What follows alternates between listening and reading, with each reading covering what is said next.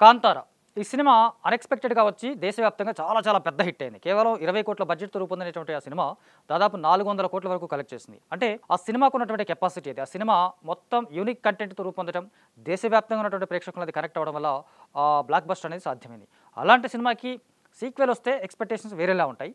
కానీ hero cum director Rishab Shetty prequel తీస్తున్నాడు. అంటే 'కాంతార' అనే సినిమాకు ముందు అసలు ఏం జరిగింది? అసలు 'కాంతార' అనే ప్రాంతం ఎట్లా వచ్చింది? 'కాంతార' నేపథ్యం ఏంటనేది అంతకు ముందే జరిగినటువంటి ఒక కథని చెప్పబోతున్నానంటూ 'కాంతార చాప్టర్ 1' అంటూ ఒక సినిమా మళ్ళీ మొదలుపెట్టాడు. అంటే మామూలుగా ఇలాంటి సినిమాలకి సీక్వెల్స్ అంటే చాలా ఇంట్రెస్ట్ ఉంటుంది. ప్రీక్వెల్ అంటే కూడా అదే ఇంట్రెస్ట్ ఉన్నప్పటికి కూడా ప్రీక్వెల్ ఎలా ఉంటుంది? అది ఈ 'కాంతారా'ని ఎలా లీడ్ చేస్తుంది? 'కాంతారా'కి ఎలా కనెక్ట్ అయి ఉంటుందనేది ఒక ఇంట్రెస్టింగ్ పాయింట్ లాగా మనకు కనిపిస్తుంది.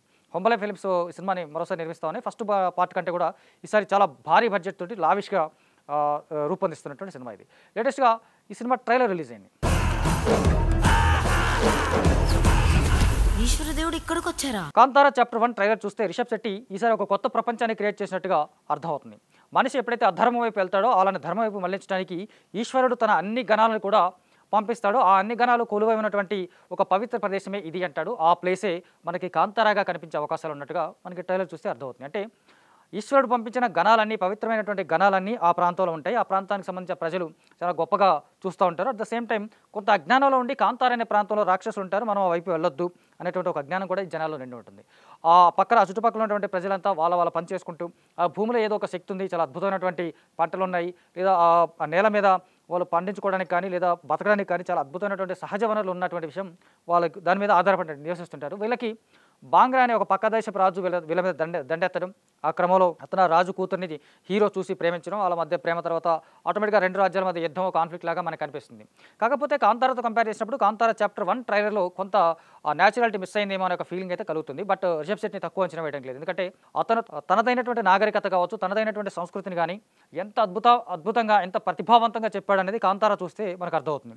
అంటే ఒక సినిమాగా కాకుండా అతను ఒక డివైన్ థింగ్ లాగా ఆ సినిమాని మనకు చూపించాడు. సో అలాంటి కథని మళ్ళీ దానికంటే ముందు కథని చెప్తున్నప్పుడు కూడా చాలా జాగ్రత్తలు తీసుకునే ఉంటాడు అనుకోవచ్చు మనం. సో ట్రైలర్ చూసే సినిమా మీద ఇమీడియట్‌గా ఒక అంచనాకు రావడం కూడా కరెక్ట్ కాదు. బట్ ఒక రూట్ లెవెల్‌గా చూస్తే కనుక ఒక న్యాచురాలిటీ మిస్ అయిన ఫీలింగ్ కలిగినా కూడా ఆ ప్రాంతాన్ని ఎలివేట్ చేసిన విధానం, ఏదైతే 'కాంతార'లో మనకి వాళ్ళ దేవుడు ఉంటాడో ఆ దేవుడు అక్కడి నుంచే వచ్చిన విధానాన్ని ఇతను ఇంటర్ కనెక్ట్ చేసి చూపించబోతున్నాడు అనే విషయం మనకి ట్రైలర్ చూస్తే అర్థమవుతుంది.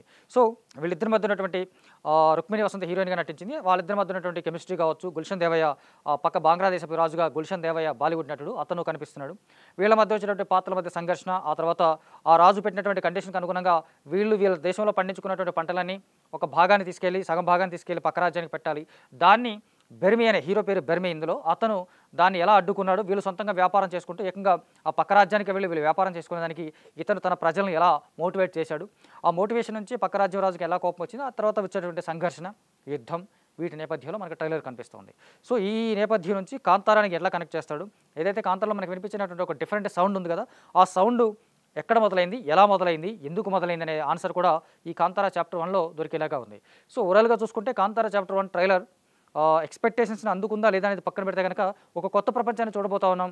ఈశ్వరుడు కొలువైనటువంటి నేల, ఈశ్వరుడు ఇక్కడే ఉద్భవించాడని చెప్పడం కూడా ఒక కొత్త పాయింట్‌లా కనిపిస్తుంది. అంటే మనకి చాలామంది దేవులను ఎక్కడెక్కడ వాళ్ళు ఆవిర్భవించారు, ఎక్కడ వాళ్ళు కొలువై ఉన్నారు అనేదాన్ని మనం చూస్తూ ఉంటాం. కొలువడానికి ముందు అతను అక్కడ ప్రత్యక్షం కావాలి, అక్కడ ఉద్భవించాలి.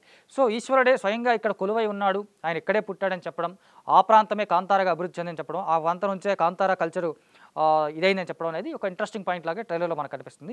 మరి సినిమా ఎలా ఉంటుందనేది అక్టోబర్ 2న దసరా సందర్భంగా రిలీజ్ కాబోతున్నటువంటి సినిమా చూస్తే తెలుస్తుంది మనకు. ఈశ్వరదేవుడు ఇక్కడికొచ్చారా?